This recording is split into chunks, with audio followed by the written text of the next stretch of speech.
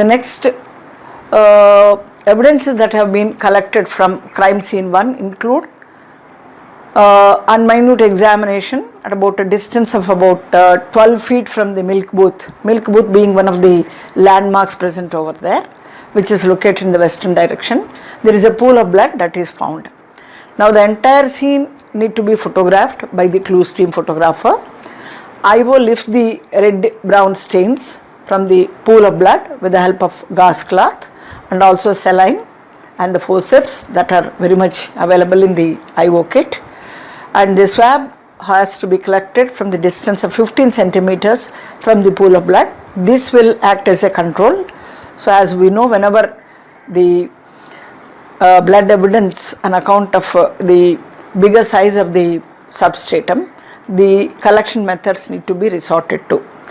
Here the collection method is called swabbing method. Now both the exhibits, the blood stained gauze cloth as well as the control, need to be packed separately, and of course the entire procedure has to be done in the presence of the panchayat witnesses, who also ultimately affix on the seal, and of course the parcels have to be sealed and then after putting them into the envelopes.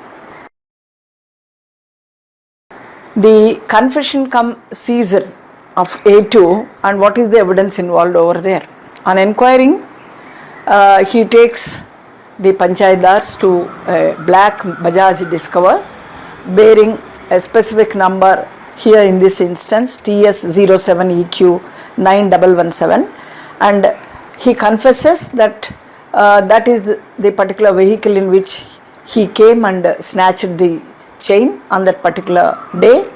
And IO inspects the vehicle and he finds that there are some reddish brown stains on the indicator light.